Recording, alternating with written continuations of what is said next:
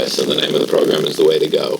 I invite you to join me each week at this time as we explore places to go and things to do. The subject of today's program is faces, and we certainly see a lot of faces on television, but these faces are at the Pelham Arts Center, and there's a wonderful exhibit there which is running through June, and it's called Faces, and I'm delighted today that the guests that we have here are the curator of the exhibit, who is Renata, and one of the photographers whose work is featured, Susi Dugas. And I welcome you both to the program. So we've got these 72 images. They're portraits. They were taken over the last 20 years by photographers, famous, emerging, and so on.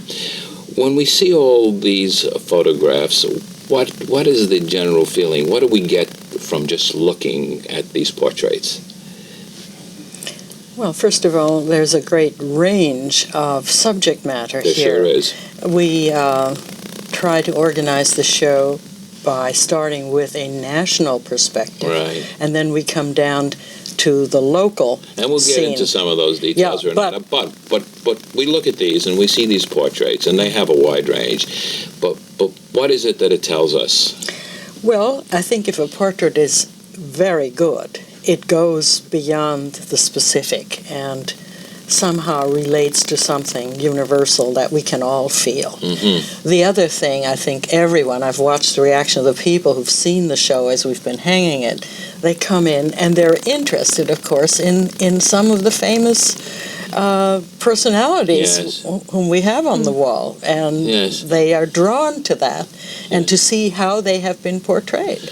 Yeah, and in trying to do it, Susi, you do a lot of different types of photography, but you specialize in portraits. What do you get across? Do you try to get across when you're taking a portrait the inner person? Somewhat. I don't really try and probe way down beneath what people are planning to show to the world, because part of what they're planning to show is who they are. And I really am just interested in really capturing expressions that seem to really be them. How do you capture that expression? Do you wait for the moment, or do you take many photographs to get the one I don't take photograph? a lot compared to what some photographers do. I mean, I take a lot compared maybe to an amateur, but it's more a matter of working with the person. You can tell when they relax. You can tell if you ask them to, like you say, you ask them to sit like this, you can tell if it's a natural pose for them. And if they sit like that, it's awkward, you ask them to do something else. And I basically just talk to them, and people respond, I guess, to who I am and that I'm relaxed, and I work at getting them relaxed. A certain amount. I mean, once you pick up a camera and point it towards someone, like if I was going to point it towards you, I doubt you would still sit there comfortably with your hands like this. All of a sudden, people are self-conscious. I was going to ask you, do you ever sort of frame your photograph in the viewer and then get away from the camera? I mostly do so that you have eye contact with your sitter? I often put the camera on a tripod so that it's all composed, so I don't have to. I was recently photographed for a local magazine, and the woman photographed me up close and never got behind the camera, and I was so unnerved, and I tried to smile. Never got out from behind the camera. No, she stayed right behind the whole time, and I was sure that my eyes were showing a little bit of wariness, and I felt that the picture did look like that. Well, being a photographer. Well, she mentioned she was nervous about photographing a photographer. But I wished she had come out behind the camera a little, so I do. Now, this exhibit covers 20 years of portrait photography, and there's a good reason for that. What is it? Well, it is the Pelham Arts Center's 20th anniversary, and a year ago when Alison Paul, the director of the Pelham Arts Center, asked me to organize a show, I said, well, why don't we celebrate the people of that period of time? Ties in directly with the 20 years. Exactly. And it, as I mentioned a little bit earlier, we start with a national perspective, and then we actually show people who have made history in the town of Pelham by creating the center. And the photographers whose work you show are national as well as local. Yes. And there are many photographers who are very, very talented in this area, as well as some who are very, very famous in this area. Right.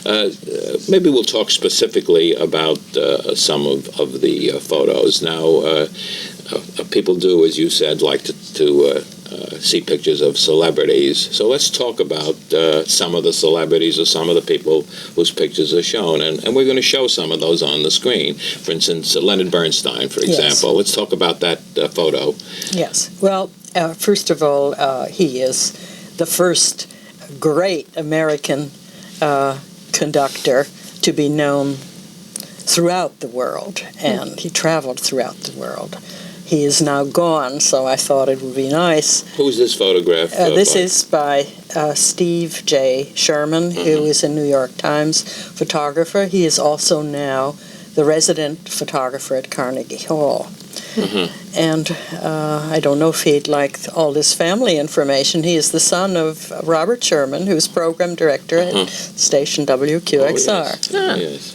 And he's grown up in Westchester. He grew up in Ossining. Now, this particular photograph captures a moment of him. It's not just a portrait that's taken in a studio. It captures a moment when he is actually conducting. Is that something on location? Is it the best way to take pictures? Is it something that you strive for when you're doing portraits, or do you prefer studio setup? Well, I like both. I mean, definitely, I'm sure there must be some beautiful posed portraits of him that would, describe his face, but there is really something beautiful about seeing someone that works. Yeah, seeing them in action. I think, too, today, even people, you know this about wedding photography, want more spontaneous shots. They want fewer posed shots. Yeah. They would like it more live and alive. And I don't do that many studio. When I do the posed, I prefer to do it more within their own environment. So even when I do the posed, I like to use something that includes them. Now, when you have this portrait that we're going to be looking at in a moment that is taking of an artist, Chuck Close. Now, Chuck Close is shown in a setting. Isn't that correct? Yes. And who took this one? Miles Aronowitz, another young photographer who lives in Nyack. And Chuck Close, of course, a very famous artist himself, painter and photographer. And it's interesting that a lot of his paintings look like photographs. Well, of course, because he uses the photograph, an 8x10 photograph initially, and then enlarges it to a very large canvas. And when this portrait was taken, the photographer chose to put him in a setting which is not just a headshot, which does show more than that. It shows him with some of his work in the background. Exactly. And his tools in the foreground. And his unfortunate accident, which has immobilized him now into a wheelchair. Again, we have the situation where the photographer makes the decision of where the pictures will be taken, or sometimes circumstances don't permit that. What determines where the portrait is taken? It depends on if it's an assignment or if it's something, self-motivated from the photographer's point of view. I mean, there's a lot of variables. Also, the photographer's style would determine where it's done and how it's done. You say an assignment. What do you mean by an assignment? Some of them are not done on assignment? Well, some photographs are done because you know the person, or you have your own assignment. You're maybe working on a series of artists, or whatever you've managed to work out for yourself. So that brings us to the subject of photography as art. Now, you come from an art background, Renata, don't you? Yes. And you came into photography. Now you teach photography, right. and you have not only curated this show, but you've curated many shows. Right. What made the transition? You see photography as an art form, of course. Yes, but it's also our prime medium of communication that we have to understand very well in order to be visually literate, I think. What made the transition? Well, I was a teacher at one point. I taught at Pocantico Hills here in the county. And I felt for teenagers it was very important to include photography in the art curriculum. So I introduced it and got so hooked myself that I gave up my full-time teaching job to pursue photography. I got hooked as a teenager. So Did you? high school, I worked on the yearbook. Well, and- it's a perfect age to hook. Oh, yeah, I loved it. It's an interesting that you're both saying how you got into it. I recently attended a program where ballet dancers were asked how they got started. And it's always interesting to find how life takes you into a path that perhaps you did not choose to take. With ballet, so many of the males said, well, my sister was taking the course and I went along and I got involved. And another instance where it was a question of some physical problem that they had, and they took up the ballet for exercise, and it turned into be their profession. So one never knows what's going to take one into that. You know, when I was fooling around in the darkroom as a youngster, who knows? I might have ended up there instead of here, and who knows about that. But let's get on to some of the other photos that are in this great exhibit. Now, it's always interesting. We talked earlier about a photographer photographing a photographer. Here we have a photographer who is Claire Jaffe. who is not only the subject is not only the subject, but he's also a photographer as well, Yes. isn't he? A well-known Let's talk- photographer. Let's talk about who this one's on. Yeah, this is Gordon Parks, as photographed in his home by Claire Jaffe, who photographs for the New York Times. And I think she is a friend of Gordon's, and she even pointed out to me, she said, Gordon said, get down a little lower. So he was trying to set up the shot. Yeah, it's for her hard. a little It's bit. hard to keep your mouth closed when you're being photographed. Why do you shoot so high? Come down a little lower. And yet in this photo, he's definitely off-center, and the background is very, very important. And this is a portrait like some of the close-ups that we've seen, and it has that same sort of a strong feeling. So again, the circumstances determines it. Do you determine how you're going to take the portrait before you get there? Do you think it out in advance? Do you say, well, I want to do it in this setting? Do you visit the location beforehand? What are the factors that are involved? I'd say all of those. Sometimes I visit it. Sometimes I go in and just use intuition to quickly decide, which type of photo I'm going to do. I use a lot of intuition myself. I don't pre-plan most of it. But some people pre-plan everything and have it very rigid, or else they follow a formula and that works. So I would say it's determined by the artist how it's done. Professional photographers have an array of equipment as opposed to the average point-and-shoot photographer today. Do you carry a lot of equipment so that you're able to do whatever? Carry enough. So you never know which camera and which lens and which lights. And sometimes I have an idea. Sometimes I have it planned out, but you have to bring a variety of equipment in case other circumstances come up. Just a lot of assignments, I'm scheduled to photograph black and white, but then at the last minute, oh, gee, could you do some color? Yeah. So, of course, I bring color. I always bring color along. So I bring enough equipment to be able to have enough choices. And I noticed in this exhibit that most of the portraits are black and white, but there are some color.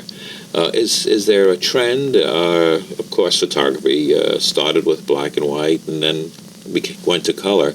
Is there a trend back to black and white? Is that happening?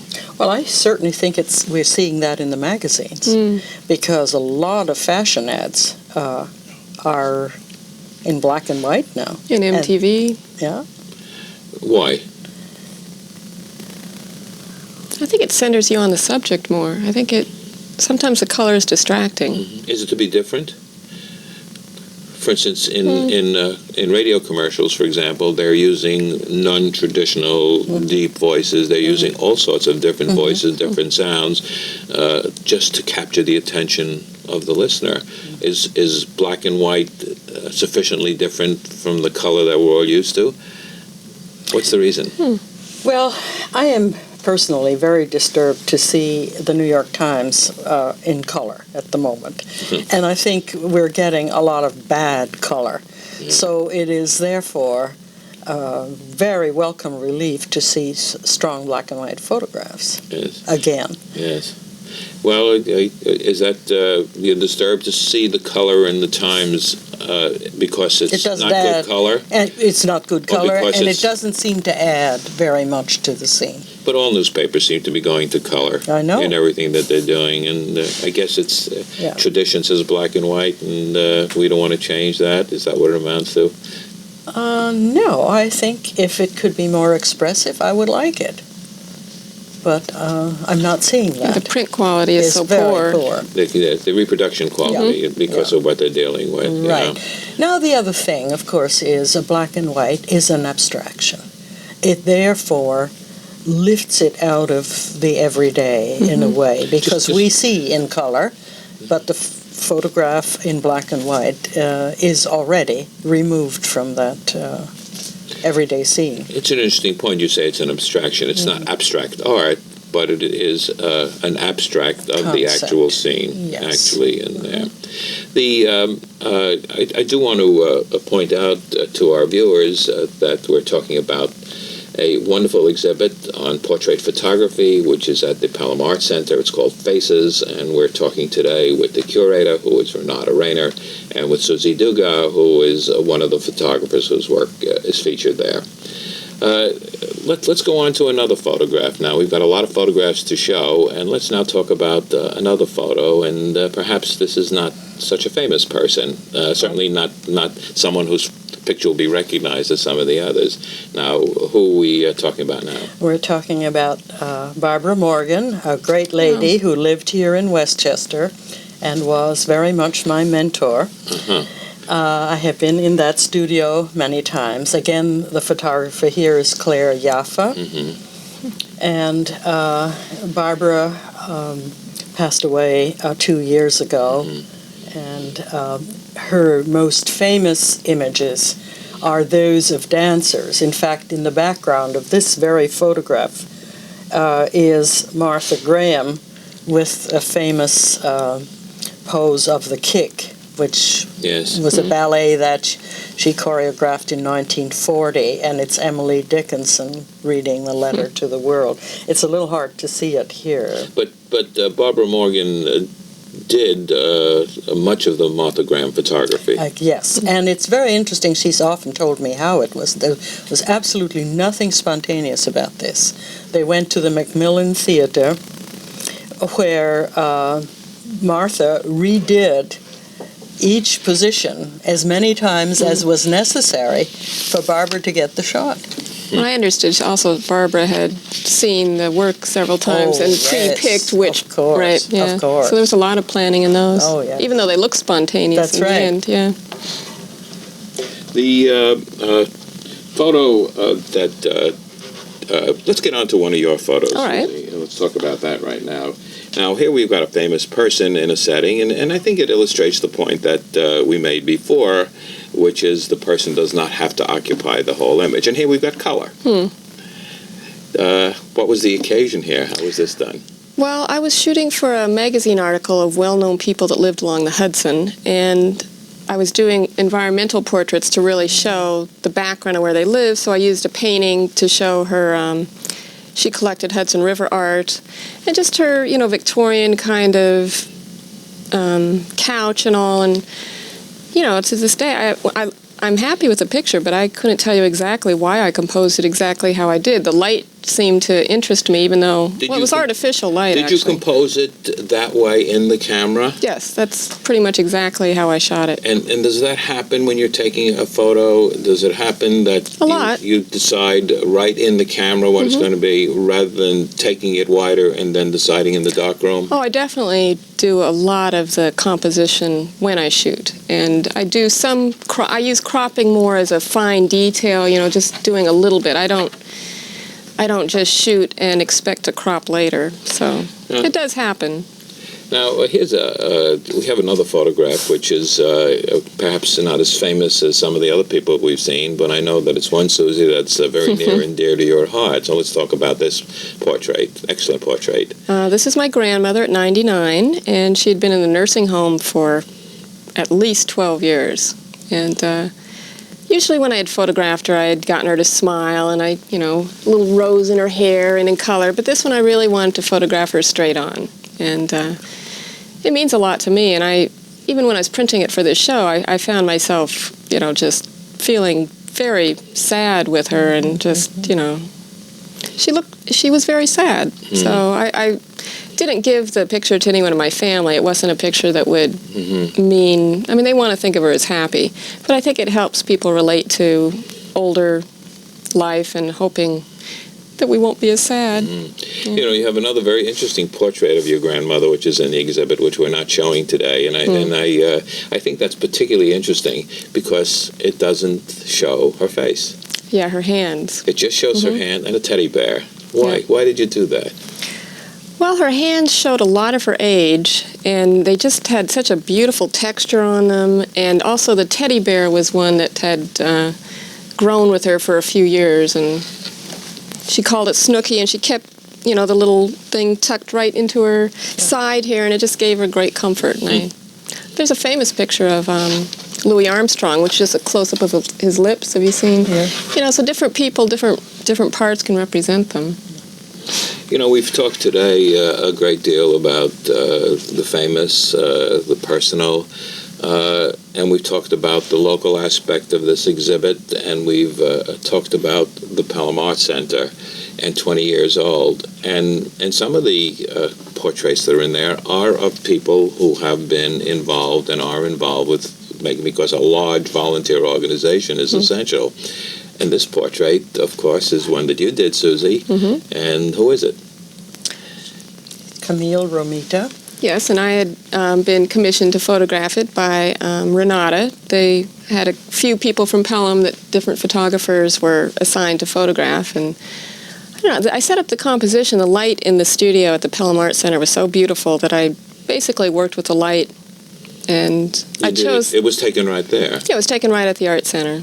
And it totally captures the generosity of this lady. And she was she is a very vibrant spirit in that art center, and was a past president of Pelham Art Center. I think we ought to tell our audience where the Pelham Art Center is, and it's in Pelham. On 155 Fifth Avenue. Which is just one block south of Lincoln. And it's right off the Hutchinson River Parkway, Lincoln. Very close and very easy to get to. And the hours that it's open every day. Except Monday. Except Monday, from 10 to 5, and Saturday, 10 to 4.